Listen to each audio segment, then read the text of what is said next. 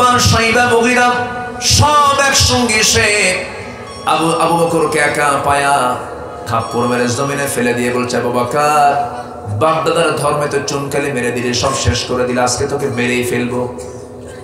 জমিনে ফেলে দিয়া খড়ম জুতা দিয়া, কাঠের জুতা দিয়া তার নাকে একটা চাপা দিয়েছে। নাকটা বোচা হয়ে গেছে, ফিনকি দিয়ে রক্ত পড়া শুরু হয়ে গেছে।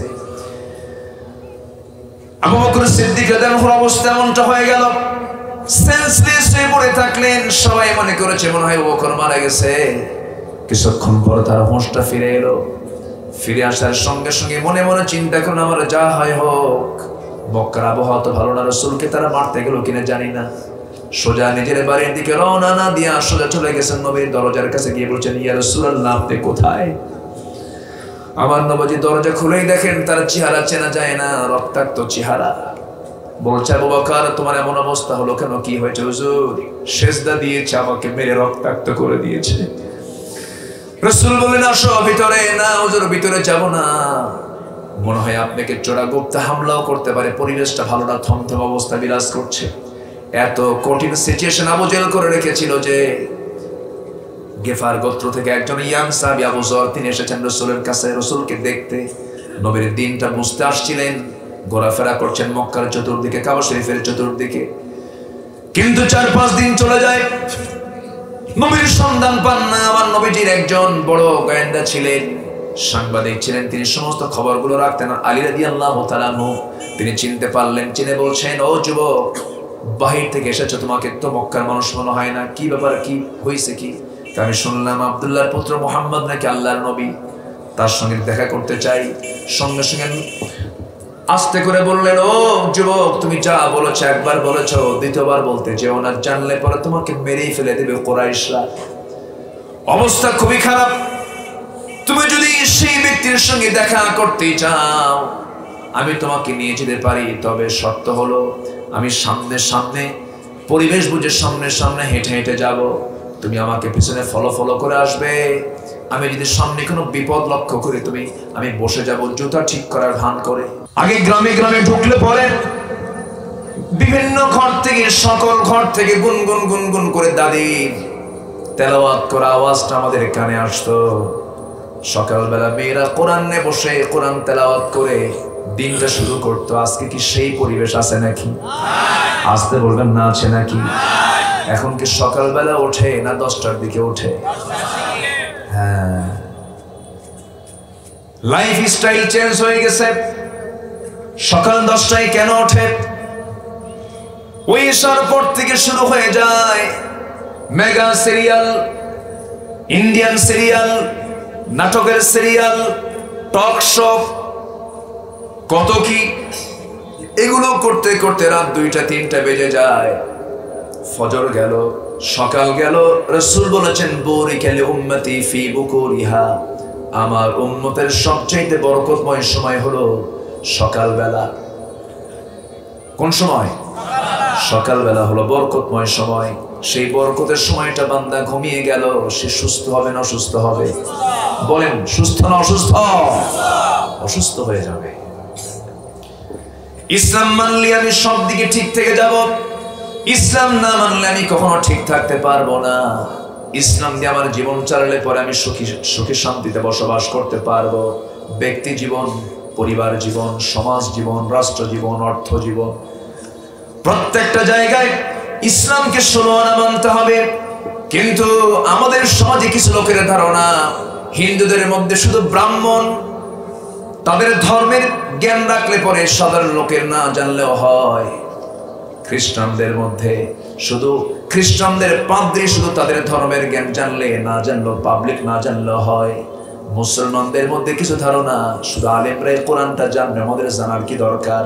কিন্তু না না, ইসলাম না জেনে না বুঝে বান্দা কখনো জান্নাত পাবে না। আস্তে জান্নাত পাবে না। জান্নাত পেতে হলে অবশ্যই ইসলামটাকে জানতে হবে। ইসলাম না জেনে আপনি জান্নাত যাবেন কেমনে? একটা শক্ত কথাই বলে ফেলি, মনক্ষুণ্ণ হবেন না, মন খারাপ করবেন না দয়া করে। মূর্খের জন্য কিন্তু জান্নাত নাই। মূর্খের জন্য জান্নাত নাই। কারণ আমার যিনি আব্বা তিনি কি মূর্খ না জ্ঞানী? বলেন বলেন বলেন, মূর্খ না জ্ঞানী? জ্ঞানী। যে কোনো মুহূর্তে মূর্খ মানুষটা মুশরিক হয়ে যাবে, ঈমান হারা হয়ে যাবে, শয়তান থেকে সহজেই ধোঁকার মধ্যে ফেলে দেবে। কিন্তু ইলম হাসিল করলে পরে শয়তান কখন তাকে ধোঁকা ফেলতে পারে না। এই জন্য ইলম থাকার দরকার আছে না নাই? আসতে বলবেন না, আছে না নাই? আছে।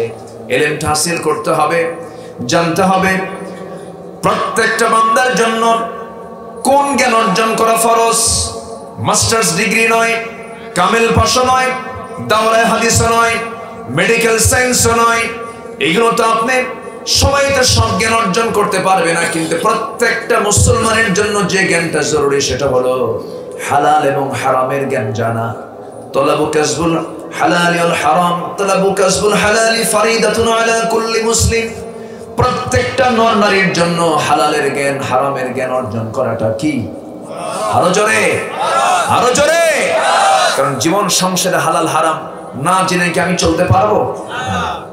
আজকের সমাজে সুদ আছে না নাই?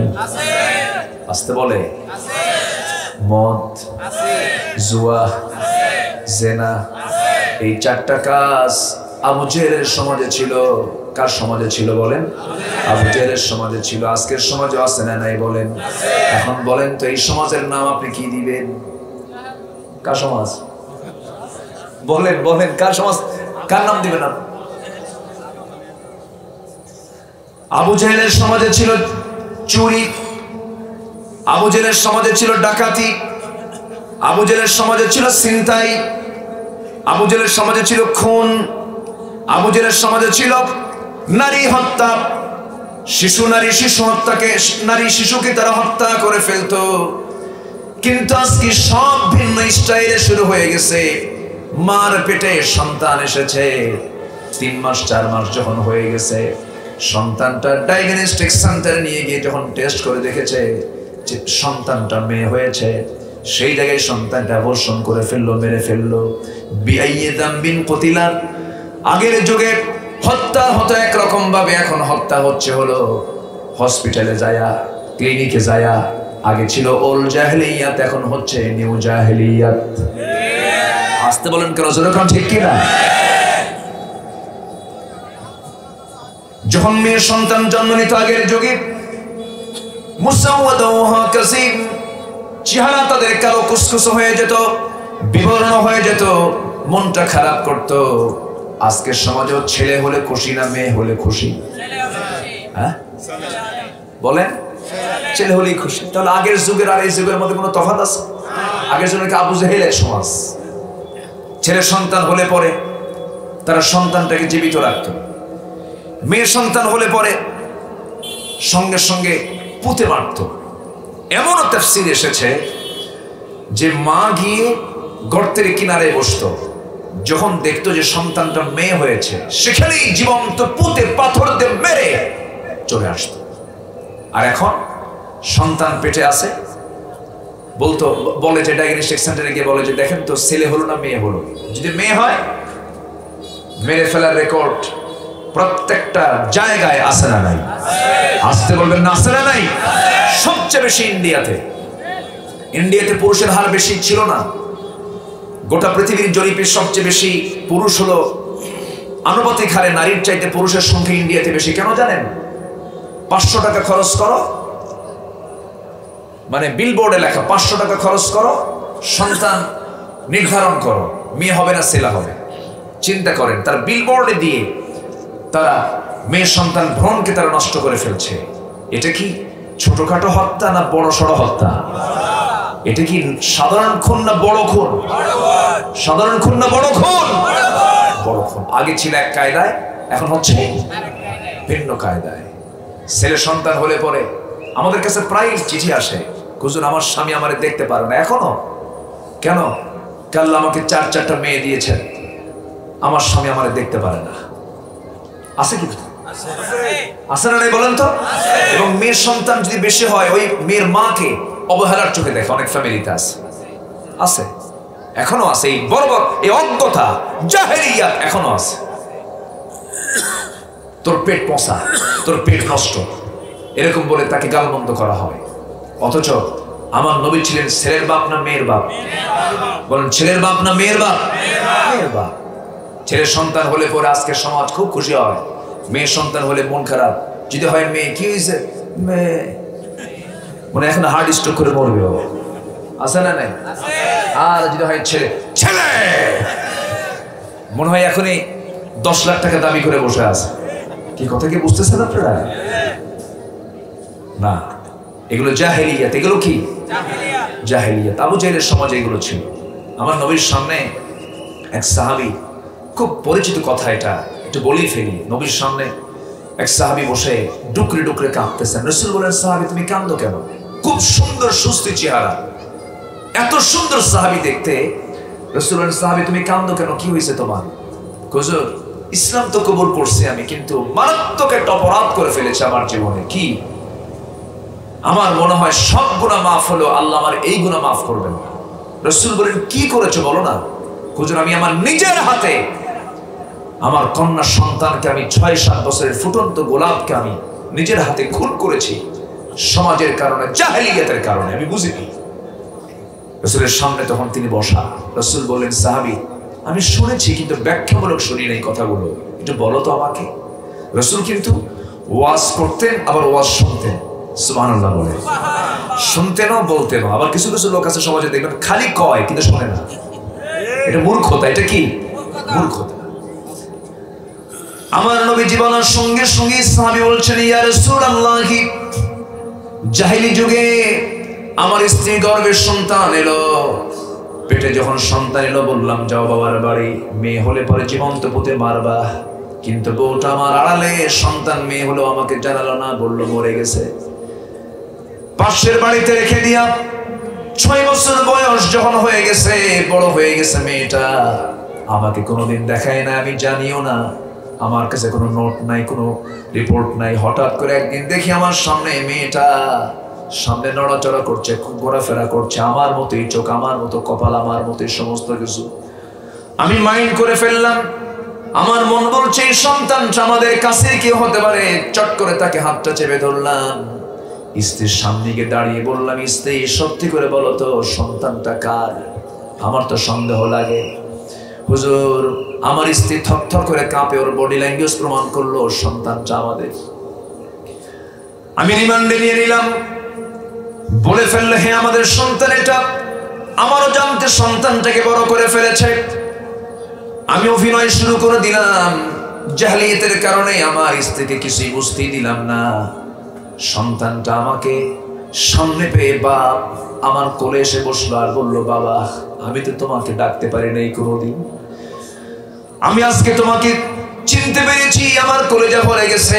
হুজুর, আমার মেয়েটা দেখতে এত সুন্দর ছিল, হঠাৎ করে আমার ভিতরে শয়তান চাপলো। স্ত্রীকে বললাম, আমার স্ত্রী মেয়েটাকে সাজিয়ে দাও, গুছিয়ে দাও, আজকে ওকে নানির বাড়িতে নিয়ে যাব। এই কথা বললাম যখন মেয়েটা এত খুশি, মেয়েটা হাসতে হাসতে আমার কোলে এসে বসে আমাকে কপালে চুমু খায়, আদর করে, মোহাব্বত করে। আমি সন্তানটাকে সাজগোজ করে নিয়ে রওনা দিলাম। নারীর বাড়ির দিকে রওনা না দিয়ে আমি জঙ্গলের দিকে রওনা দিয়েছি। সঙ্গে সঙ্গে মেয়েটার মুখটা ছোট, বলছে, ও আব্বা জান, আমার মার সঙ্গে আমি এই দিক দিয়ে গিয়েছি, তুমি এই দিকে কোথায় যাও, জঙ্গলে কোথায় যাও? কিচ্ছু বললাম না। না বলে, কোনো কথাও না বলে জঙ্গলটা পার হয়ে গেলাম। ঠিক দ্বিপ্রহর দুপুরবেলা, হাতে আমি কোদাল নিয়ে যখন গর্ত খনন করছিলাম, প্রচন্ড গরমে আমার ঘাম ঝরতেছে শরীর থেকে। আমার দাড়ির ভিতরে, চুলের ভিতরে মাটিগুলো সিটকে সিটকে এসে পড়ে। আমার মেয়েটা ছোট্ট তার হাত দিয়ে, কচি কচি হাত দিয়ে খিলাল করে করে আমার সেই দাড়ির ভিতরে থাকা ময়লাগুলো সাফ করে দেয়, মাটিগুলো সাফ করে দিচ্ছে। আর ঘাম যখন ঝরতেছে, গামছা দিয়া আমার ঘামগুলো বারবার মুছে দেয়। বলে, বাবা এত কষ্ট কেন করছো, গর্ত কেন খনন করছো? মেয়ে তো জানে না আমি কিসের জন্য গর্ত খনন করি। আমার নবীজি সামনে বসে বসে কথাগুলো শুনছিলেন। এরপরে বলেন, ও সাবির, বলে কি হলো বলো? হুজুর, গর্ত খনন যখন শেষ হয়ে গেল, মেয়েটাকে আস্তে করে অভিনয় করে বললাম, মা দেখো তো গর্ত খননটা কেমন হয়েছে। মেয়েটা একটা মুস্কি হাসি মারলো। হুজুর, সেই মুস্কি হাসিটা আমি এখনো ভুলতে পারি না। আমার মেয়েটা মুস্কি হাসিবে গর্তের কাছে গিয়ে উকি মেরে যখন দেখতে লাগলো, সরল মন আমার কথা বিশ্বাস করে নিয়েছে। আমি পিছন দিকে চলে এলাম, এমন জোরে ধাক্কা মেরেছে, এক ধাক্কায় বাচ্চাটা গর্তের মধ্যে পড়ে গেছে। চিত হয়ে দুইটা হাত এক জায়গায় করেছে, এক জায়গায় করে বলছে, মা, আমার মা সত্যি বলেছিল, আব্বা তুমি আমাকে মেরে ফেলবে, এই জন্য আম্মা আমাকে তোমার আড়ালে আমাকে বড় করেছে। ও বাবা, তুমি আজকে বুঝেছি তুমি আমাকে মেরে ফেলবে। বাবা, আমি তোমার কাছে একটা বার প্রাণ ভিক্ষা চাচ্ছি, প্রয়োজনে ভিক্ষা করে খাবো, আজকে বাঁচায় দিবা, তোমার সামনে আমার মুখটা দেখাবো না। হুজুর এত দয়া, এত দয়া, এত মায়াবী সুর আমার সামনে এত আকুতি মিনতি করলো, আমার পাষাণ হৃদয় চুল পরিমাণ গলল না। শিরকিয়াতের গন্ধের কারণে আমি পাষাণ হয়ে গেলাম, সমাজের কারণে, মানুষের কারণে আমি মেয়ের বাপ, আমাকে আন্ডার এস্টিমেট করবে মানুষ, সেই জন্য আমি সেই সময় একটা বড় পাথর হাতের মধ্যে নিলাম, চোখ বন্ধ করে ওই সন্তানটার বুক বরাবর মেরে দিলাম, ফিনকি দিয়ে রক্ত পড়ে গেল, নিজের হাতে পাথর চাপা দিয়া, মাটি চাপা দিয়া আমি তাকে জনমের মতো দুনিয়া থেকে বিদায় করে দিলাম। আমার নবী যে এই কথা শোনার সঙ্গে সঙ্গে রাসূল করিম সাল্লাল্লাহু আলাইহি সাল্লামের দুই চোখের কোনা বেয়ে পানি পড়ে, আর বলছেন, ও দাহিয়ে কলবি, তুমি যে অপরাধটা করেছ, তুমি কি জানো আল্লাহ তোমার অপরাধটা মাফ করে দিয়েছেন। তবে একটা কথা জেনে রেখে দিও দাহিয়ে কলবি, আমার সাহাবী, মানুষ যে এত পাষাণ হয়, এত হৃদয়হীন হয়, এটা আমার আগে জানা ছিল না। মানুষ এই অসভ্য বর্বর সমাজকে রাসূল 40 বছর পর্যন্ত ট্রাই করেছেন। কোরআন ছাড়া ট্রাই করার কারণে তিনি পারেন নাই। বিশ্বনবীর মতো বিশ্বমানের চরিত্র নিয়ে যদি তিনি না পারেন, আজকের এই ঘুণেধরা সমাজকে ঠিক করার জন্য যত কোরআন ছাড়া বিধান আসুক না কেন, সমাজ কি কখনো ভালো হতে পারে নাকি? আসতে বলবেন না, পারে নাকি? ভালো হবে সমাজ বিনির্মাণে একমাত্র কার বিধান দিয়ে বলেন? কিসের বিধান দিয়ে বলেন? কোরআনের বিধান দিয়ে ভালো হতে পারে। বাড়িতে লেগেছে আগুন, নেভানোর জন্য তো আগুন দরকার না পানি দরকার? আগুন লাগে, পুড়ে ছারখার হয়ে যায়, সে আগুনটা নেভানোর জন্য দরকার হলো পানি। বাড়িওয়ালা হাওমাও করে কাঁদে আর বলে, যার কাছে যা কিছু আছে আমাদের বাঁচাও, বাড়িতে লেগেছে আগুন। এই আগুন দেখি রাস্তা দিয়ে যাচ্ছিল, ওই বাড়ির সামনে দিয়ে রাস্তা যাচ্ছে, যখন দেখেছে আগুন, যখন বলছে যার কাছে যা কিছু আছে তা নিয়ে আমারে বাঁচাও। এখন যার কাছে যা কিছু আছে মানে সব যা কিছু দিয়া সেই জায়গায় ঢাললে কি আগুন নিভবে নাকি? আগুন নিভানোর উপাদানটা কি বলেন? পানি। একজন যাচ্ছে ড্রাম ভর্তি ডিজেল নিয়ে, কি নিয়ে যাচ্ছে? ডিজেল যদি বিসমিল্লাহ বলে ঢেলে দেয় কাম হবে নাকি? আমার দেশে এমনও লোক আছে বিসমিল্লাহ বলে মদ খায়, আছে আছে, এরকম বেয়াদব আছে না নয়? আমার ভাইয়েরা, আরেকজন যাচ্ছিল ভ্যান ভর্তি লাকড়ি খড়ি নিয়ে, যখন শুনেছে যার কাছে যা কিছু আছে তা নিয়ে আমারে বাঁচাও, বিসমিল্লাহ বলে ভ্যান ভর্তি লাকড়ি খড়ি দিছে ঢেলে। আগুন কি কমার কথা না বাড়ার কথা? বিসমিল্লাহ বলে তো এখানে কোনো লাভ হবে না, কারণ এখানে তার জন্য যেমন দরকার পানি, ঠিক তেমনি আগুন নিভানোর জন্য এই সমস্ত দুনিয়ার তৈরি করা কোন আইন, সমাজতন্ত্র, পুঁজিবাদ, জাতীয়তাবাদ, সেকুলারিজম, ক্যাপিটালিজম, সোশিয়ালিজম, গোটা পৃথিবীতে 70 থেকে 80টি মানব রচিত মতবাদ আছে। মানুষ তৈরি করেছে, ইহুদি তৈরি করেছে, খ্রিস্টানরা তৈরি করেছে। ওদের তৈরি করা বিধান দিয়ে সমাজকে শান্তি হবে না, সমাজ আগুন আরো দাউ দাউ করে দ্বিগুণ দ্বিগুণ জ্বলবে। ইউক্রেন জ্বলতেছে, ইরাককে শেষ করে দিয়েছে, আফগানিস্তানের সমস্ত সম্পদগুলো লুণ্ঠন করে নিয়ে চলে গেছে, লাখ লাখ মানুষকে মেরে মেরে শেষ করে দেওয়া হচ্ছে। আজকের এই প্রযুক্তির দুনিয়ায়, প্রযুক্তির ডেভেলপ হলে পরেও মানুষের চারিত্রিক সীমা ঊর্ধ্বমুখী না নিম্নমুখী? নিম্নের দিকে চলে আসছে। গোটা দুনিয়ার মানুষটা আজকে যেন পশুত্বের রূপ নিয়েছে। আমেরিকার মতো পার্লামেন্টের সমকামিতার আইন পাশ হয়, নাউজুবিল্লাহ বলেন, যা কুত্তার মধ্যেও নাই, যা কোনো পশুর মধ্যে নাই। বিকৃত কোনো যৌনাচার কোনো প্রাণীর মধ্যে খুঁজে পাবেন না। আজকে মানুষের মধ্যে বিকৃত যৌনাচার ঢুকেছে, অবাধ মেলামেশা ঢুকে পড়েছে। কিসের প্রযুক্তি? ওই প্রযুক্তি দিয়া যদি জনগণের চরিত্র সুন্দর না হয়, সেই প্রযুক্তির কোনো কল্যাণ আমাদের যদি কোনো কাজে না আসে, আমাদের কল্যাণে না আসে, সেই প্রযুক্তি দিয়ে আমরা কোনো প্রকার উপকৃত হব না। এই জন্য প্রযুক্তিকে ইসলাম বানায় নিতে হবে। কি বানায় নিতে হবে? ইসলাম বানায় নিতে হবে। এই জন্য সব জায়গায় ইসলাম দরকার, আছে না নাই? আসতে বলবেন না, আছে না নাই? যে তরকারিতে লবণ নাই সেই তরকারি মনে খুব স্বাদ, স্বাদ নাকি? যে তরকারিতে লবণ নাই সেই তরকারি যেমন খাওয়ার অনুপযুক্ত। এরকম এখন তো এই এলাকায় সব লবণ না, লবণ না এলাকা তো লবণের। এই পশ্চিমে যত যাবেন, আমি গতকালকে ছিলাম কুতুবদিয়া। কুতুবদিয়া শুনেছেন তো, নাম শুনেছেন তো? এত মানুষ আমি গতকালকে দেখেছি। ভাবলাম যে আমি আরো যাই, আরো আগের থেকে যাই। 8 বছর হলো এই মাহফিলটা আমি করি। মাঝখানে বন্ধ ছিল, যেতে পারিনি। তো ভাবলাম যে কতই লোক হবে আজকাল। গোটা কুতুবদিয়ার মনে হয় অর্ধেক মানুষ মাহফিলে আসছে। আলহামদুলিল্লাহ। আমি শেষ কোথায় আমি দেখি, আমি খুঁজে পাইনি। তারা প্রজেক্টর দিয়ে, মাঝে মাঝে প্রজেক্টর দিয়ে আমাকে দেখতে পাচ্ছে না। কি করবে তারা? এত মানুষ, সবার চেহারার মধ্যে খুঁজে পেলাম তারা খুব পরিশ্রমী। আলহামদুলিল্লাহ। যার পরিশ্রম দিয়ে, যে শ্রমিক শ্রম মাথার ঘাম পায়ে ফেলে যে ইনকাম করে, সেটা হচ্ছে পৃথিবীর সবচেয়ে বৈধ ইনকাম। আলহামদুলিল্লাহ। কুতুবদিয়া দেখে আসলাম। লবণ কি? লবণ। এই এলাকায় যদি লবণ নিয়ে যদি একটু স্ট্রাইক করে, লবণ দেব না, কাম তো সারা, কাম সারা না। লবণ কি জরুরি কিনা বলেন? ভাত আগে জরুরি, লবণ আগে জরুরি বলেন? খাবেন কেমন? আগে ভাত। দুটাই দরকার। বাঁচার জন্য যেমন খাদ্য দরকার, বাঁচার জন্য যেমন লবণ দরকার, বাঁচার জন্য যেমন আমার প্রধান খাদ্য প্রয়োজন, বাঁচার জন্য যেমন অক্সিজেন প্রয়োজন, বাঁচার জন্য যেমন অক্সিজেন দরকার, জীবনটাকে সাজানোর জন্য তেমন ইসলাম দরকার। ইসলাম সব জায়গায় না, এক জায়গায়? এখন কি ইসলাম সব জায়গায় আছে? মসজিদে আছে। মসজিদে কি আছে দেখেন। ইমাম যদি ভুল করে, সূরা ফাতিহার আগে যদি কুল হু দিয়ে শুরু করে, মানবেন? কি বলবেন? ইমাম সরা, ইমাম কি সরাও, ভুল করছে। প্রথমে লোকমা দিবেন, ইমাম তো সম্মানিত, লোকমা দিবেন। নামাজ ভুল হয়ে যাচ্ছে, ইমাম সাহেব আল্লাহু আকবার ঠিক করে ফেলেন, আবার শুনলো না, আবার আল্লাহু আকবার, তাও শুনলো না। ইবনে হাজার আসকালানী রাহমাতুল্লাহ আলাইহি বলেছেন, 3টা বার বলার পরও যদি না শোনে, সেই সময় সেই ইমাম আর থাকে না, সে হয় স্বৈরাচারী। সে কি হয়? স্বৈরাচার।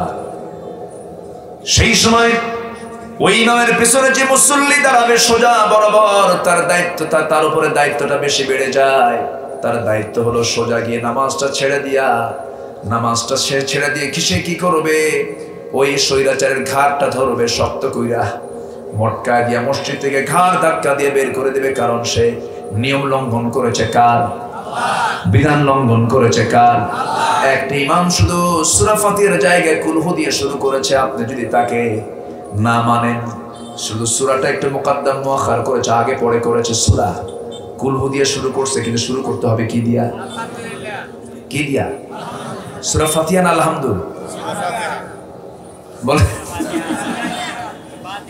যেই লাও সেই তো কদু। অনেকে আবার সূরা ফাতিহা পারে না কিন্তু আলহামদু পারে, অনেকে ইখলাস পারে না কিন্তু কুলহু পারে। তুমি কি সূরা ইখলাস পারো? কেন তো কুলহু আল্লাহ, হ্যাঁ এটা পারি। এই জন্য আমি এটা কমন করে সহজ করে বললাম, কারণ আমাদের মাহফিলেতে খুব সাদামাটা মানুষ থাকে, অনেক সহজ মানুষ থাকে। সহজ মানুষগুলো সহজেই জান্নাতে চলে যাবে। সুবহানাল্লাহ বলেন। জটিলরা হলো বেশি জটিলতা যারা নিয়ে আসে। মুনাফিকরা কি সহজ না জটিল? বলেন, মুনাফিকরা সহজ না জটিল? আচ্ছা, ইমানদার বুদ্ধি খাটায় বেশি না মুনাফিক বুদ্ধি খাটায় বেশি? হ্যাঁ। আচ্ছা, চোরের মুখে আল্লাহর নাম কম থাকে না বেশি থাকে? যদি ধরা পড়ে আল্লাহ, কথা বলছেন? রাগ করতেছেন আপনারা? বলি আলহামদুলিল্লাহ। সময়টা যদি আমি আরো বেশি পেতাম খুব ভালো হতো। আমি আসতে যাচ্ছি, সমস্যা নেই, আমাকে সময় দেবেন তো সবাই ইনশাআল্লাহ? ও আবার সামনেও মাহফিল কমিটি ঘড়ি রাখছে। হুজুর আপনি ঘড়ি দেখবেন আর ওয়াজ করবেন। এটা সামনে কিন্তু ঘড়ি, তাই না? যে ঘড়ি না এটা, খুবই সুবিধার্থে রেখে দিয়েছে। বলি আলহামদুলিল্লাহ। আমার কথা কি বোঝা যায়? কারো কোনো অসুবিধা নাই তো? বলি আলহামদুলিল্লাহ। আমার সাবজেক্ট হচ্ছে ইসলাম আংশিক না পরিপূর্ণ। আমাকে যে সাবজেক্ট দেওয়া হয়েছে ইসলাম ১৫০০ বছর আগে শুধু ইসলাম নয়, ইসলাম আমার নবীর যুগে শুধু ইসলাম ছিল তা নয়, ইসলাম আদম থেকে ছিল, রাসূলের যুগেও চলমান ছিল। এখনো ইসলাম কি চলতে পারে কি পারে না বলেন? বলেন পারে কি পারে না? ইসলাম কিয়ামত পর্যন্ত চলবে। ইসলামের বিরোধিতা করে কোনো লাভ নাই। আপনি বিরোধিতা করবেন, ইসলামের কোনো ক্ষতি হবে না। ইসলাম ছিল, আছে, থাকবে, আপনি থাকবেন না। ঠিক কিনা বলেন? আপনি থাকবেন না। আপনার ক্ষণিকের ক্ষমতার বাহাদুরি দেখানোর জন্য আপনি অনেক ষড়যন্ত্র করেছেন। চেয়ারকে পাকাপোক্ত করার জন্য সুপারগুলো আটা দিয়ে বসছেন, কিন্তু লাভ নাই। আপনাকে যেতেই হবে। ৩.৫ হাত মেপে মেপে জায়গা হবে, এর চাইতে এক চুল পরিমাণ আপনাকে বেশি দেওয়া হবে না। ঠিক কিনা? ক্ষমতা পাইলে ভাবে আমি তো পাইছি, আর সারুক না। আল্লাহ ফেরাউনকে ধরেছেন, ধরেন নাই? ধরেন নাই? ধরেছেন। নমরুদকে ধরেন নাই? ধরেছেন। কি ওদের কি নেতৃত্ব কম ছিল? দাপট কি কম ছিল? ফেরাউন কি করে নাই? ফেরাউন তো হত্যা রাজনীতি শুরু করেছে প্রথম। ৪০,০০০ শিশুকে এট এ টাইম হত্যা করেছে। ৪০,০০০। কেন? মুসার জন্ম ঠেকাও। আল্লাহ বললেন মুসাকে তোর বাড়ির ভাত কাপড় চোপড় খাওয়ায় বড় করবো, যা। জোরে কোন সুবহানাল্লাহ। করেন নাই? আসতে বলে করেন নাই? করেছেন। ক্ষমতাকে পাকাপোক্ত করার জন্য সকল ছিদ্র বন্ধ করতে পারলেও যেদিক দিয়ে পতন হবে সেই পতনের ছিদ্র কখনো বন্ধ করা যায় না। ঠিক কিনা? এটা মাথায় রাখতে হবে। ফেরাউন মরার কিছু আগে টের পায় নাই যে আমাকে এই দরিয়ায় পড়ে মরতে হবে। বরঞ্চ ফেরাউন হাসতেছে। মুসা তার কওমকে নিয়ে নীল দরিয়ার সামনে দাঁড়ায় আছে, চতুর্দিকে ফেরাউন বাহিনী। ফেরাউনকে, মুসা তুমি যাবা কই? আল্লাহকে, এই ফেরাউন তুই আজকে যাবি কই? আল্লাহু আকবার বলবেন না? ফেরাউন ধরতেছে মুসাকে, আর ফেরাউনকে ধরতেছে কে? কে ধরতেছেন? কার সেনাবাহিনী মজবুত? কার বাহিনী মজবুত? মুসা আলাইহিস সালাতু ওয়াস সালাম আল্লাহকে সামনে রেখে বলছেন, আল্লাহ আমার চতুর্দিকে ফেরাউন ঘেরাও করে ফেললো, আমি এখন কি করি? আল্লাহ বলছেন, হাতে কি লাঠি নাই তোমার? আল্লাহ, লাঠি দিয়ে এখানে কি কোনো কাজ হবে নাকি? কত বড় দরিয়া, কেমনে কি করবো? উনি তো মজা করে কথা বলতেন আল্লাহর সাথে, মজা করে মাঝে মাঝে কথা বলতেন। সবচেয়ে বেশি কথা বলেছেন আল্লাহর সঙ্গে ডাইরেক্ট মুসা আলাইহিস সালাতু ওয়াস সালাম। ভায়া লাগতো না? ও কাল্লামাল্লাহু মুসা তাকলিমা, ডাইরেক্ট তিনি কথা বলতেন। আল্লাহকে বলছেন, ও আল্লাহ সামনে তো দরিয়া, এখন কি করা যায়, কি করব আমি? আল্লাহ বলছেন আস্তে করে ওই দরিয়ায় তোমার লাঠিটা ছেড়ে দাও, বাড়ি মারো। 12টা তিনি আঘাত করলেন। 12টা রাস্তা হয়ে গেছে। কয়টা? 12টা রাস্তা, একটা দুইটা নয়, বাইপাস সহ। এটা কি পাশে? এটা কি রোড? এটা বাইপাস না? বাইপাসই। আগে পিকুর লোকজন ওই চকরিয়ার ভিতর দিয়ে যেত, হারবাং এই রোডটা ছিল না। এটা বাইপাস হওয়ার জন্য সহজ হয়েছে না সব কঠিন হয়েছে? জাম কমে গেছে, বাইপাস। আল্লাহ তাআলা মুসার জন্য বললেন, মুসা তোমার কওমের জন্য আমি আল্লাহ শুধু একটা রোড দিলাম না, 12টা রাস্তা বানায় দিলাম, যাও যেদিক দিয়ে মন চাই সেদিক দিয়ে চলে যাও। নীল দরিয়ার তলদেশ পর্যন্ত সেই দিন সূর্যের আলো প্রবেশ করেছিল, যেদিন মুসা আলাইহিস সালাতু ওয়াস সালাম তার সদল বলে এপার থেকে ওপারে পাড়ি জমালেন, চলে গেলেন। এবার হামান বলছে, ফেরাউন শোনো, কেমন তো সারা মুসা তো পার হয়ে গেল, ওর তো শক্তি আরো বড় হয়ে যাবে, পারা মুশকিল, আজকে ধরতে হবে, খাইয়া ফেলাবো আমরা। কথা বলতেন নাই? হ্যাঁ, খাইতে গেলে চিন্তা করতে হয়। দরিয়া পার হয়ে গেল, কি করা যায়? ফেরাউন বলল, কোন ক্রমে ছাড়া যাবে না, দেখো তো কি করা যায়। হামান বলতেছি, দেখি তো আমার ঘোড়াটা দাবড়ায় দেই এই রাস্তা দিয়া। ওই রাস্তা দিয়ে, যে রাস্তা দিয়ে আল্লাহর ইমানদার বান্দারা পার হয়েছেন, সে রাস্তায় হামান তার ঘোড়া চালায় দিল। ঘোড়াটা চালায় দিয়ে এপার থেকে ওপার গেল, ওপার থেকে এপারে আসলো। এবার হামান বলছে, ফেরাউন রাস্তা তো ক্লিয়ার দেখে আসলাম, কোনো সমস্যা নেই, আমি দেখেছি একবার, আসছি একবার। আল্লাহ কয় ধরবো তোর একটু পরে, আগে। একবার আসছি একবার, আল্লাহ কয় ধরবো তোর একটু পরে, আগে ফেরাউনরে ধরবো। যেরকম আল্লাহু আকবার। ধরেন নাই আল্লাহ ধরেছেন। ওয়াগরাকনা আলা ফিরাউন,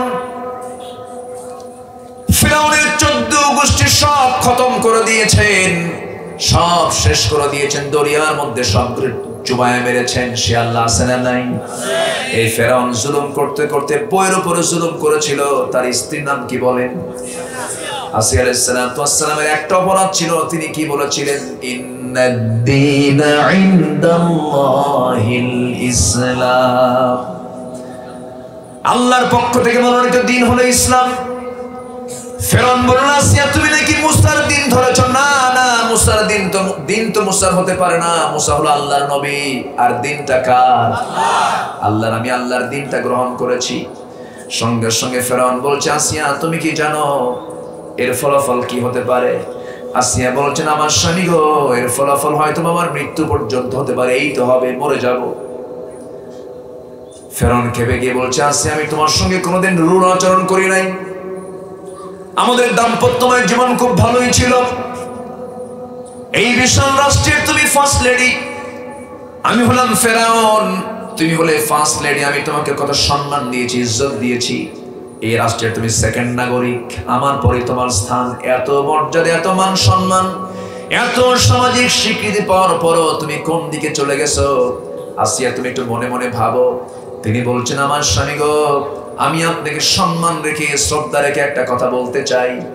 আপনি আমার দিনটাকে পরিবর্তন করার জন্য, আমাকে ইসলাম থেকে বের করার জন্য যদি আপনি শতবার কেন আমাকে যদি হত্যার মধ্য দিয়েও চেষ্টা চালাতে যান, কোনো লাভ হবে না, হাসতে হাসতে মরে যাব। ইসলাম থেকে আপনার আসিয়া কখনো এক চুল পরিমাণ নড়বে না। যেরকম সুবহানাল্লাহ। সূরা তাহরিমের মধ্যে ঘটনাটা এসেছে। আসিয়া আলাইহিস সালাম স্বামীর দ্বারা নির্যাতনের শিকার হয়ে গেলেন। আসিয়া আলাইহিস সালামকে বলা হলো, আসিয়া জল্লাদ রেডি করে ফেলবো, হত্যা করে ফেলবো, তোমাকে বাঁচাবো না।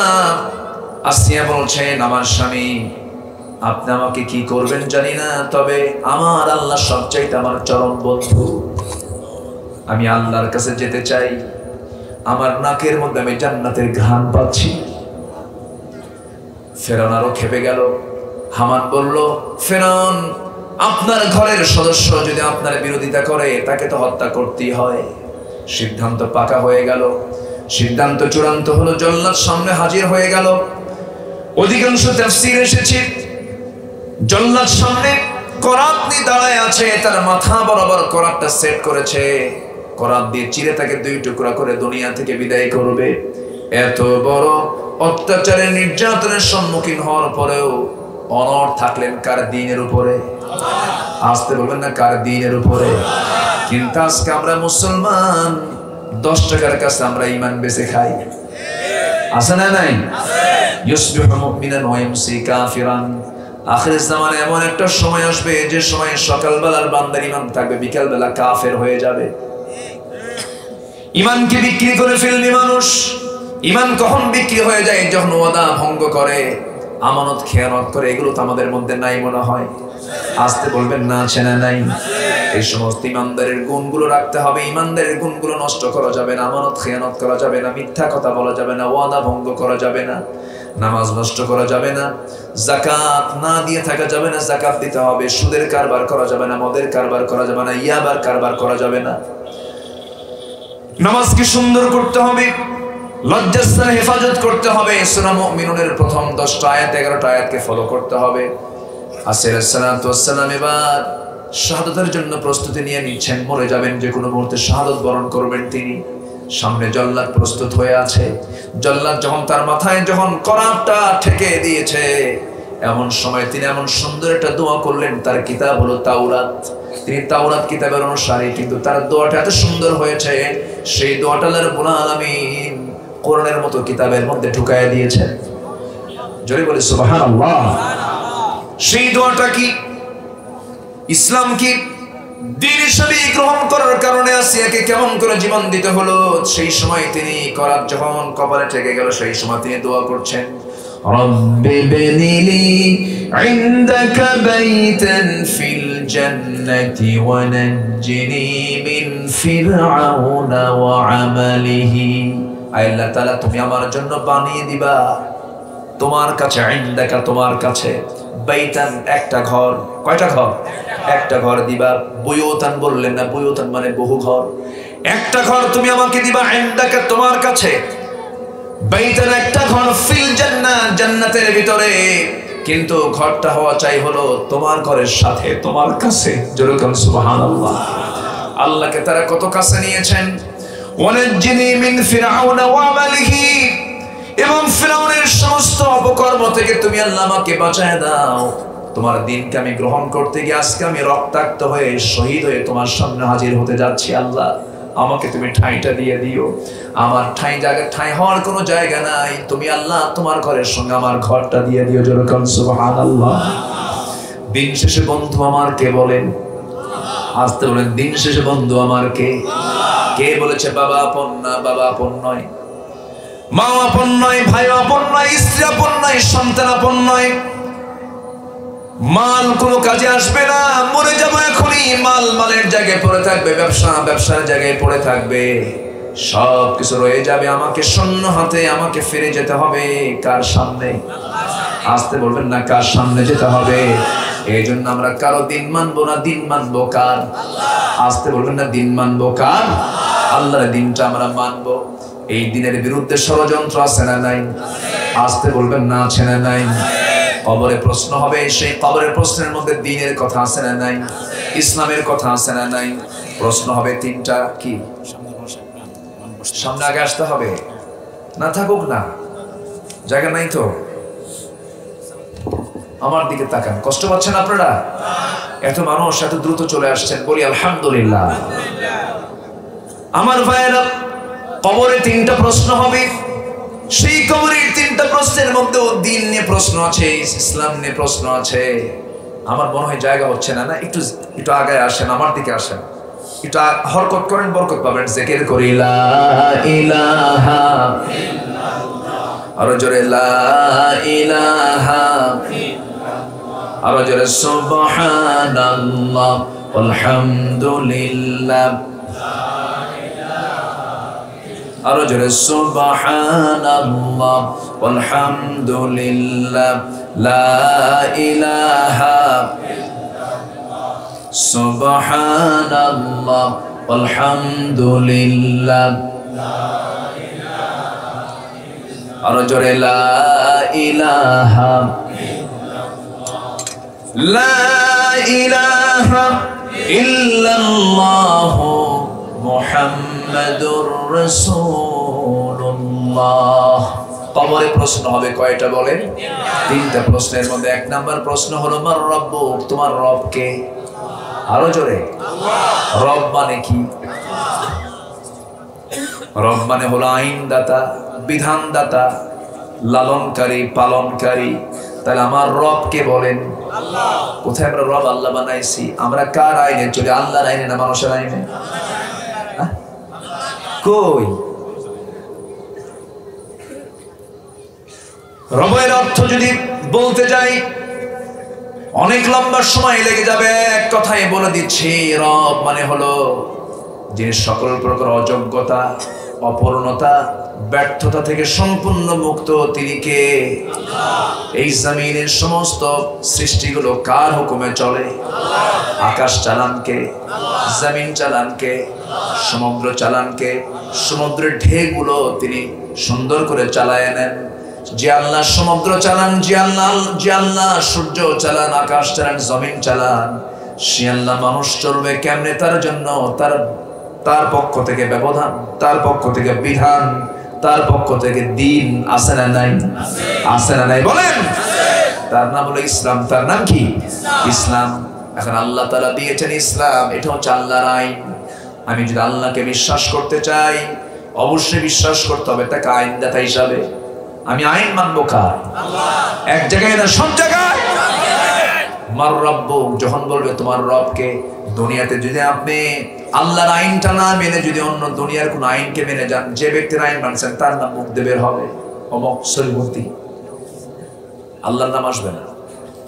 মার রব্বুক, তোমার রব কি, রব্বি আল্লাহ আসবে না। তখন আপনি যদি কার্ল মার্কসের কোন মতবাদকে বিশ্বাস করেন, লেনিনের মতবাদকে বিশ্বাস করেন, কমিউনিজমকে বিশ্বাস করেন, সেই সময় তাদের নামগুলো বের হয়ে আসবে। অথবা বলবেন হা হা লা আদরি, আমি কিচ্ছুই পারি না।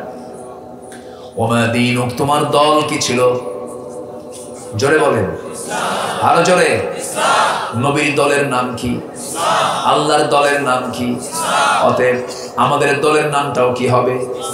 আরো জোরে বলেন, আরো জোরে বলেন, আরো জোরে বলেন। মনে থাকবে, যে নেতা নামাজ পড়ে না, নামাজি লোক, সেই নেতার কোনোদিন আনুগত্য করতে পারে না। আমার দেশে বহু নামাজি লোক আছে, মসজিদ ইমামের পিছনে নামাজ পড়ে, সুন্দর করে নামাজ পড়ে পড়ে কপালটা কালো বানাইছে, ভালো কথা, কিন্তু বাইরে গিয়ে তার নেতা হলো বেনামাজি অথবা হিন্দু লোক। আছে না? আসতে বলবেন না, আছে না নাই?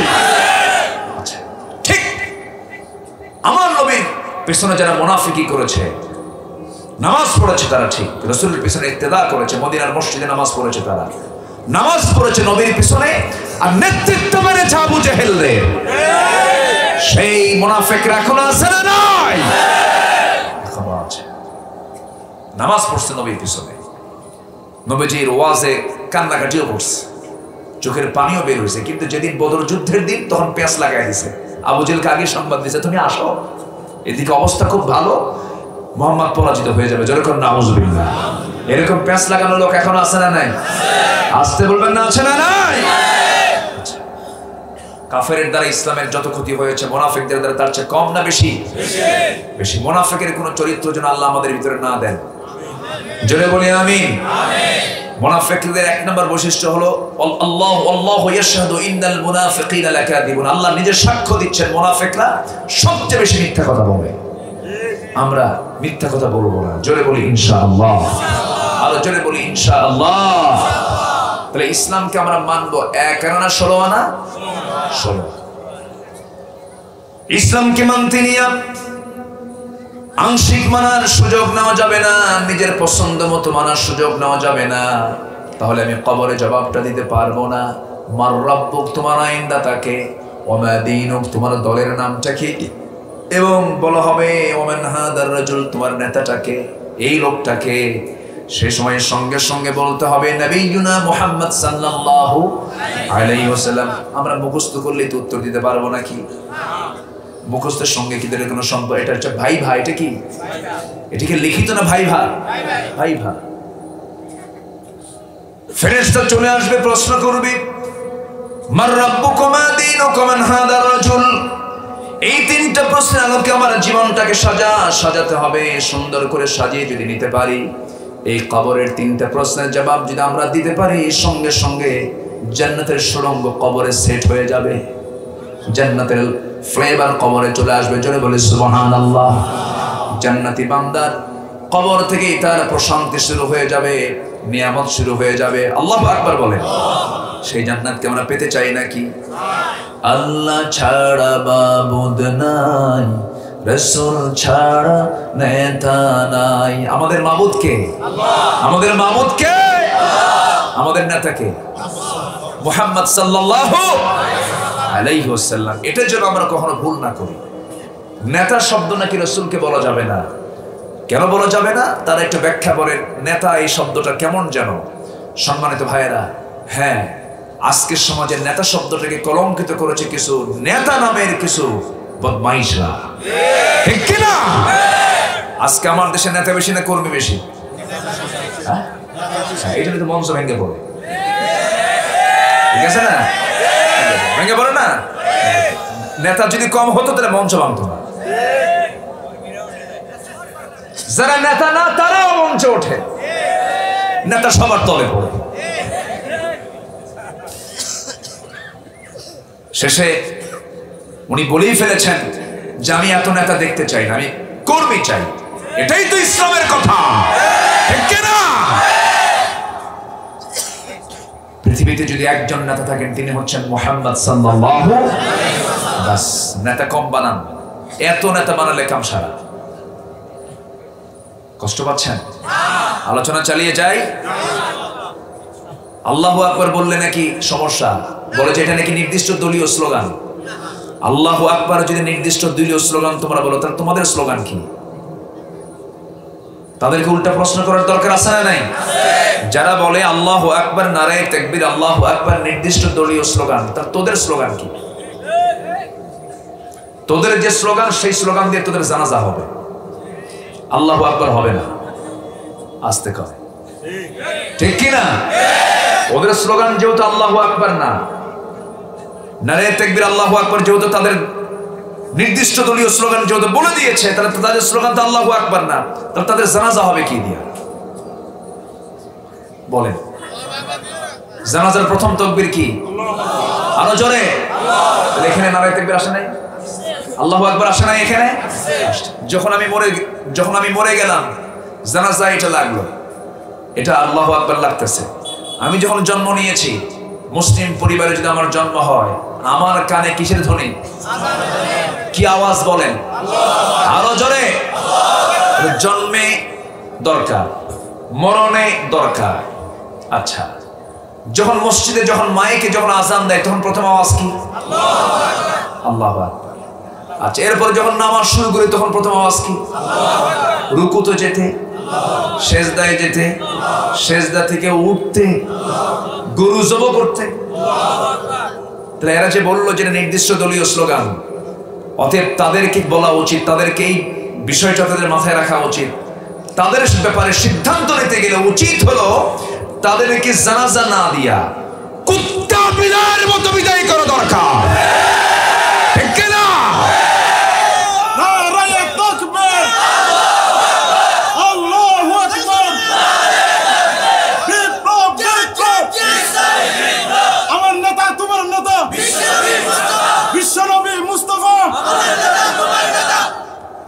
রসুলকে আপনি নামাজে মানবেন, রসুলকে আপনি সুন্নতে মানবেন, রসুলকে আপনি মেসওয়াক করে মানবেন, রসুলকে আপনি খাওয়ার সময়, মিষ্টি খাওয়ার সময় মানবেন, রসুলকে আপনি রাজনৈতিক ফিল্ডে মানবেন না।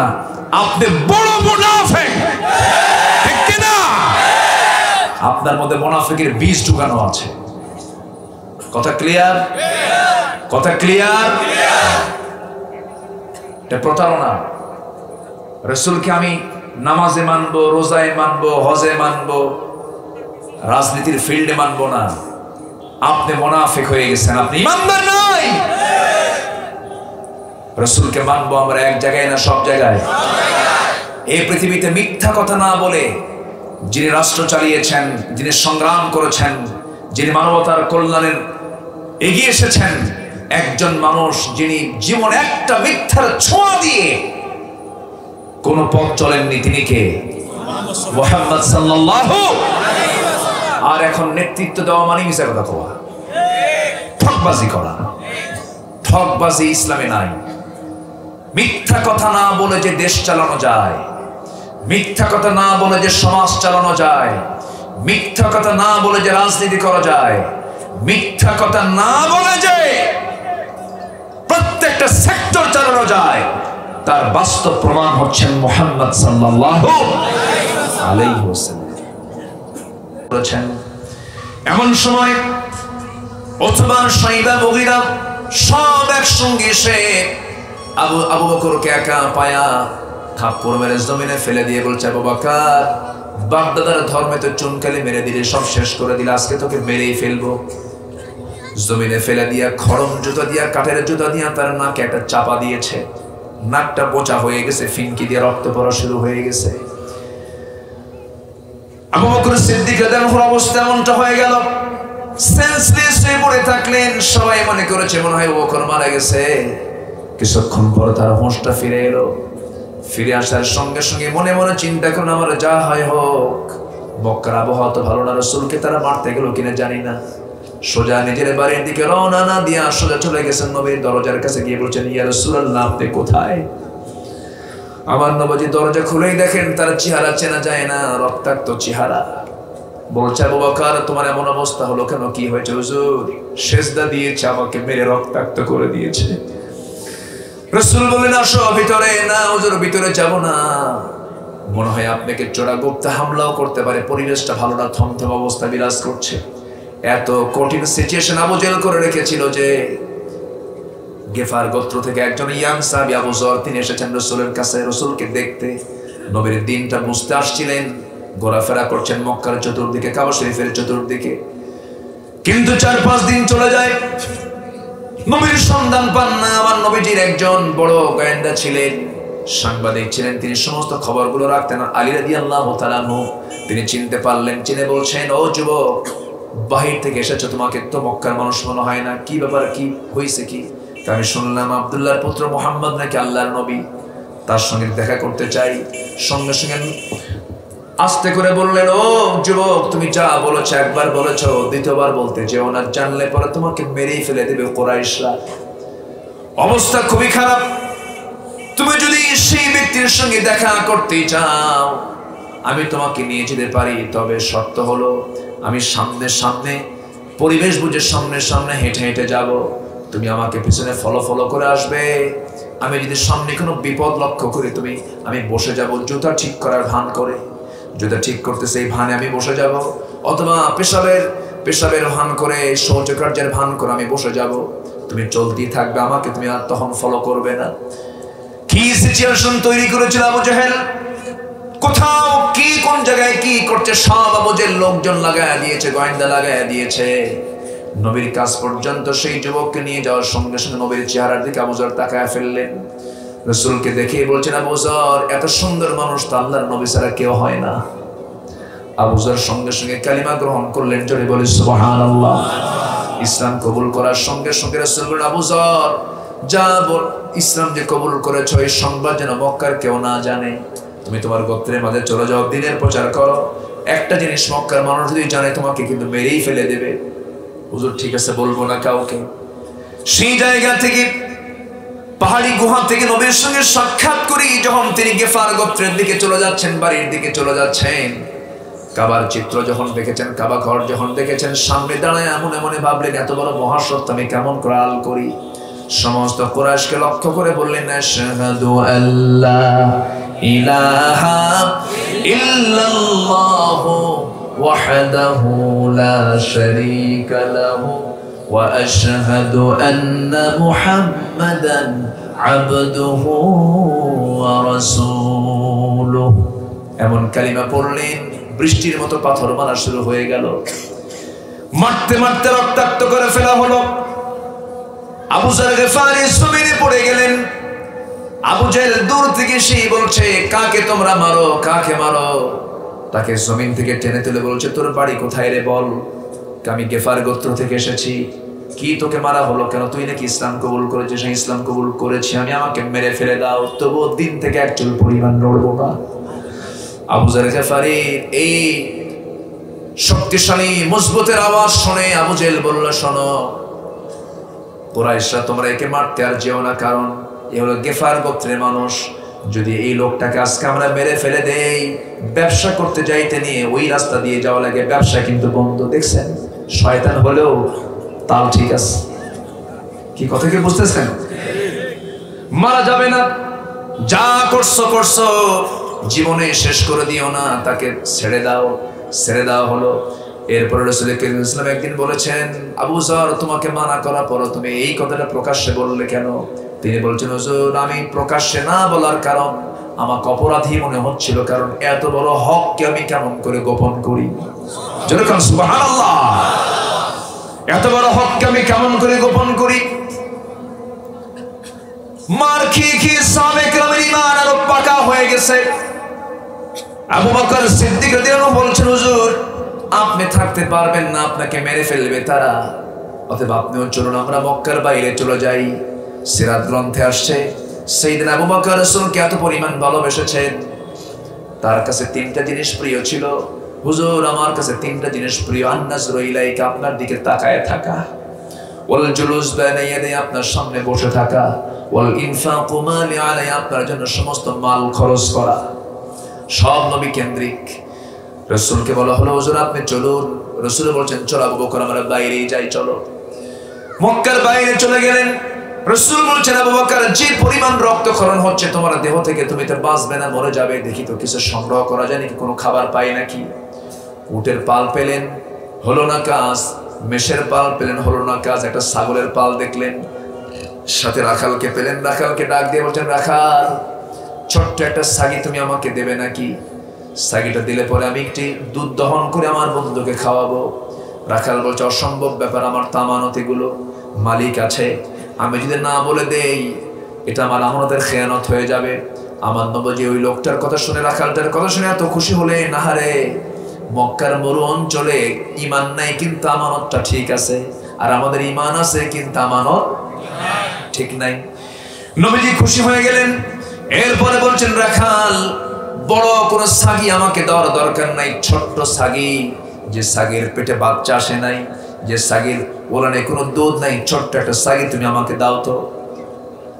রাখালটা মুসকি মুসকি হাসি মেরে বলে লোকটা পাগল নাকি, ছোট্ট ছাগি দিয়ে কি করবে? কিন্তু জানো না তো এটা কোন পরশ পাথর।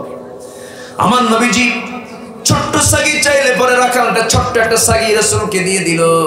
আমার নবীজি ছাগিটাকে কোলের মধ্যে নিলেন, ছাগির পিছনের দুই পার ঠিক মাঝখান বরাবর আমার নবীজি হাতটা দিলেন।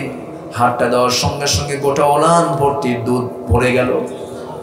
দুধের বাট টান টান করছিল, দুধে পরিপূর্ণ হয়ে গেল।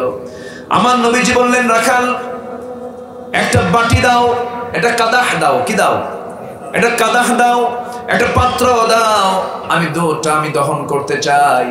রাখাল মনে মনে চিন্তা করে এমন মানুষ তো জীবনেও দেখি না, এটা আবার কোন মানুষে? আশ্চর্য হয়ে যাচ্ছে। নবীজি এবার সুন্দর করে সেই পাত্রের মধ্যে তিনি পান পাত্রের মধ্যে তিনি দুধ দহন করলেন। দুধ দহন করে পান পাত্র পরিপূর্ণ করে ফেললেন। এবার বলছেন আবু বকর মার খেয়েছো, সকালবেলা রক্তাক্ত হয়েছো, বরকতের খাবার খাও। পান পাত্র হাতের মধ্যে নিলেন, বিসমিল্লাহ বলে সেবন করলেন। এত পরিমাণ দুধ সেদিন তিনি খেয়েছেন, চামড়া পেটের চামড়া টাইট হয়ে গেছে। রাসূল বলেন আবু বকর আর খাবেন না। হুজুর জীবনে এত দুধ তো আমি খাই নাই, খুব বরকত পেয়েছি আজকে, কিন্তু হুজুর দুধ তো খাইলাম কিন্তু দুধ তো কমে না। সুবহানাল্লাহ বলবেন না? দুধ তো কমে না। আমার নবীজি বললেন আবু বকর তুমি দুধ খেয়ে কখনো কমাতে পারবে না, তুমি রাখালকে দিয়ে দাও। রাখালকে দেওয়া হলো। রাখাল যখন শুরু করবে রাসূল বিসমিল্লাহ বলে দিলেন, সে খাওয়া শুরু করে দিল। সে তো ইসলাম কবুল করে নাই। খাইতে খাইতে পেটের চামড়া টাইট, কিন্তু দুধের পাত্র থেকে দুধ চুল পরিমাণ কমে নাই। রাসূল বলেন সাহাবীরা এখানে যদি আর আল্লাহর কিছু বান্দা থাকতো কেউ দুধ কমাতে পারতো না যতক্ষণ না আমার ঠোঁটটা এই পান পাত্রে না লাগবে। জোরে বলে সুবহানাল্লাহ, আর জোরে বলে সুবহানাল্লাহ। সারা জীবন রাসূল কিন্তু আগে খান নাই, আগে খাওয়াইছেন। আগে খাইছেন না খাওয়াইছেন? এটা হচ্ছে নেতার বৈশিষ্ট্য। এটা কি? কিন্তু আজকে নেতার বৈশিষ্ট্য কি? যত রক্ত লাগে দেব, প্রয়োজনে লোক পাঠাবো, মাগার আমি যাব না। কি বোঝেন নাই? কিন্তু সবচেয়ে বেশি মার খেয়েছেন মুহাম্মদ সাল্লাল্লাহু আলাইহি ওয়াসাল্লাম। উহুদে মার খেয়ে দাঁত হারিয়েছেন। খন্দকের পরীক্ষা খনন করতে গিয়ে কোদাল মারতে মারতে নবীজি কোমর হারিয়েছেন। দাঁত ভাঙ্গা ইসলাম, কোমর হারানো ইসলাম। ইসলাম তেমনি এমনি আসে নাই। সেই ইসলাম জমিনে কায়েমের জন্য সবাইকে জানমাল কোরবান দিতে রাজি আছেন? সবাইকে রাজি আছেন? রাজি আছেন কারা কারা হাত উঁচু করে দেখান মুসলমান।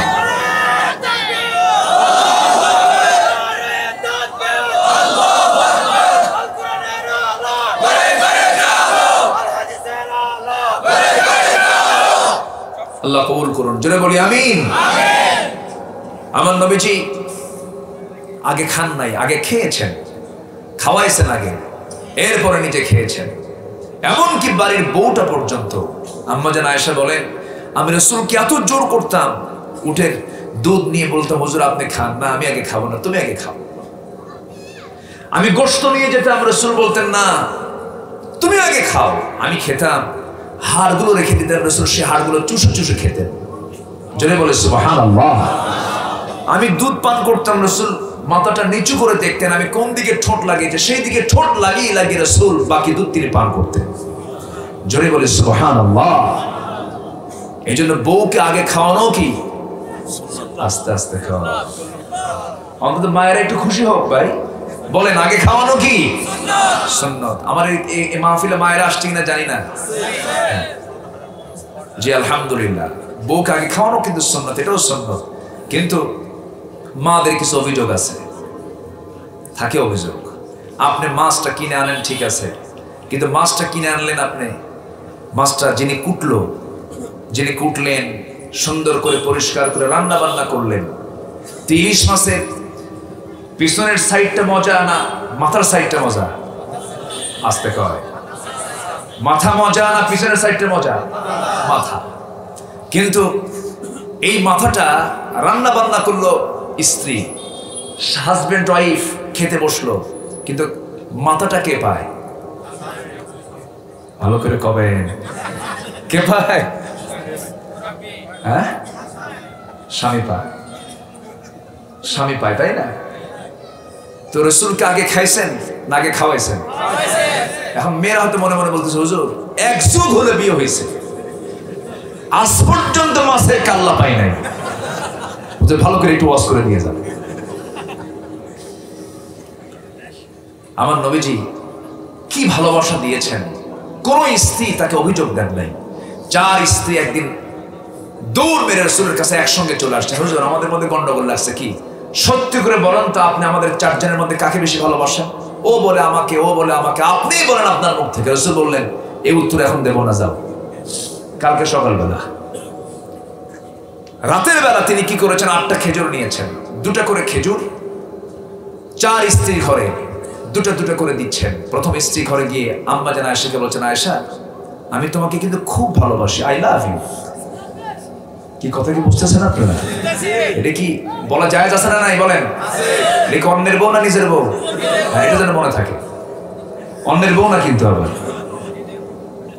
আল্লাহ বলছেন ওয়ানকিহুল আয়ামা, তোমার স্বামীহীন নারীকে বিয়ে করো। এখনকার যুবকরা কি করে জানেন, যার বউ অন্যের বউ ঘরে সেখানে ঘুদাঘুদি করে। আছে না নাই? তুমি ওখানে প্যাঁচ লাগাও কেন? নিজেও বিপদে পড়তেছো, আরেকজনকে বিপদে ফেলাই দিচ্ছ, কি দরকার? অনেক ফাঁকা আছে না মহিলা যাদের স্বামী নাই, তাদেরকে বিয়ে করতে বলেছেন কে? আল্লাহ। যুবকরা তোমাদের রিজিক বাড়বে, 3টা আমল করবা। 3টা আমল যদি করো তোমাদের রিজিক যা ছিল তার ডাবল হয়ে যাবে। শুনবা? আগ্রহ আছে? 1 নম্বর, তাড়াতাড়ি বিয়ে করো। হ্যাঁ, ও কি সমস্যা তোমাদের? বিয়ে করার সমস্যা? হ্যাঁ, কি সমস্যা কও? ও আগে চাকরি লাগে না, যে কি অভিযোগ দেখেন, কি সমস্যা? হ্যাঁ, ও বাবাদের একটু বলতে হবে না, বাবাদের সমস্যা আছে। হ্যাঁ,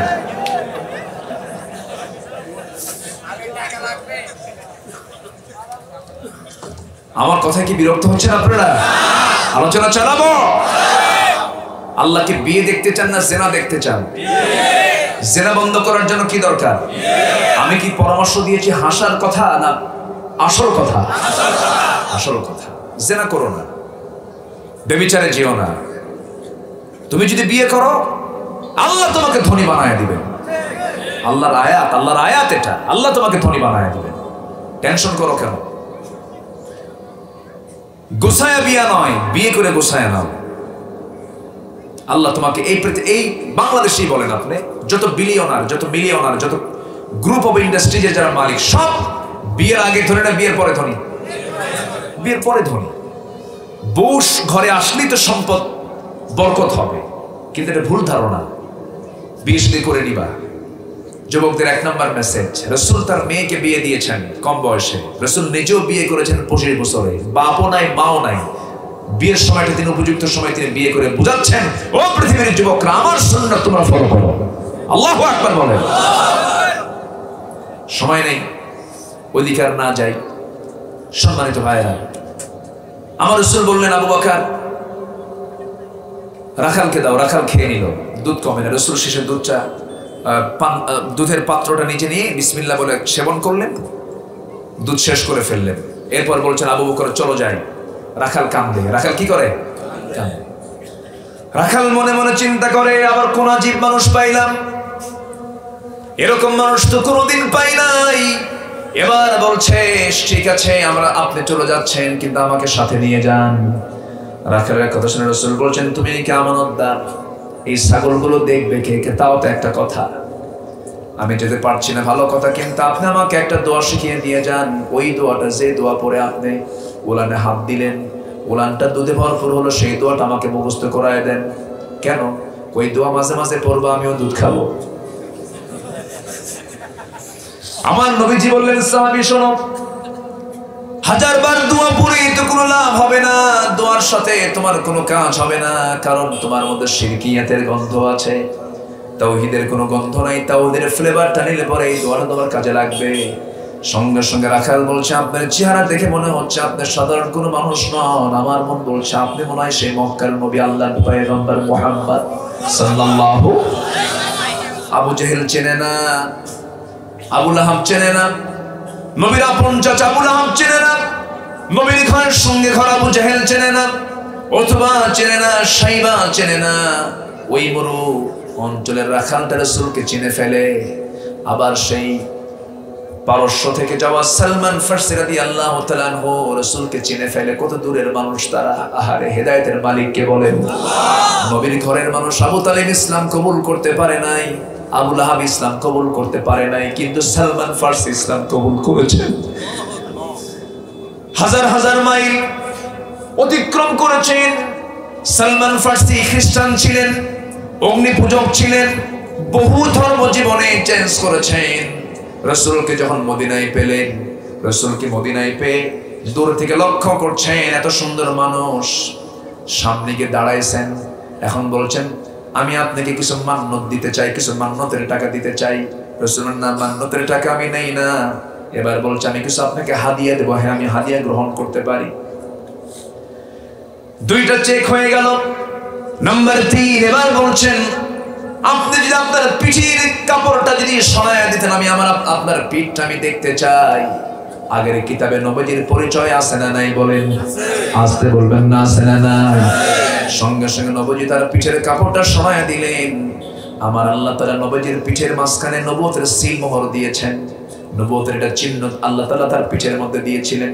সেই নবুয়তের সেই সিলমোহর যখন সালমান ফারসির নজরে পড়ে গেল, রাসূলকে জড়িয়ে ধরে বলছেন আশহাদু আল্লা ইলাহা ইল্লাল্লাহু ওয়াহদাহু লা শারীকা লাহু ওয়া আশহাদু আন্না মুহাম্মাদান আবদুহু ওয়া রাসূলুহু। হেদায়েতের মালিক কে? আসতে বলবেন না, হেদায়েতের মালিক কে? সেই পারস্য থেকে এসে কালিমা পড়ে, কিন্তু ঘরের মানুষ কালিমা পড়ে না। হেদায়েত চাইবো আমরা কার কাছে? আল্লাহর কাছে। আমার নবীজি আবু বকর সিদ্দিক রাদিয়াল্লাহু আনহু কি সেই জায়গা থেকে আবার মক্কায় বাড়ির দিকে ফিরে আসলেন। সন্ধ্যা পার হয়ে গেল। এইরকম করে 13টা বছর রাসূল শুধু মক্কার মাটিতে শুধু মার খেয়েছেন, তায়েফে গিয়ে মার খেয়েছেন, কিন্তু মদিনায় যখন তিনি হিজরত করে চলে আসছেন, সেদিন থেকে শুরু হয়েছে মায়ের খাওয়ানা মায়ের দেওয়া। বলেন, মায়ের খাওয়ানা মায়ের দেওয়া। অতএব মায়ের খাওয়া সুন্নাত, মায়ের দেওয়াও, মায়ের দেওয়াও সুন্নাত। কেন মায়ের দেব আমরা? আমাকে মারতে আসবে, আমাকে পরাজিত করতে আসবে, সেই সময় আল্লাহ তাআলা তো অর্ডার দিয়ে দিয়েছেন, আল্লাহ তাআলা তো হুকুম দিয়ে দিয়েছেন, এই জমিনে কার দিন তোমাকে কায়েম করতে হবে? আসতে বলবেন না, কার দিন? জান দিয়ে মাল দিয়ে কার হুকুম?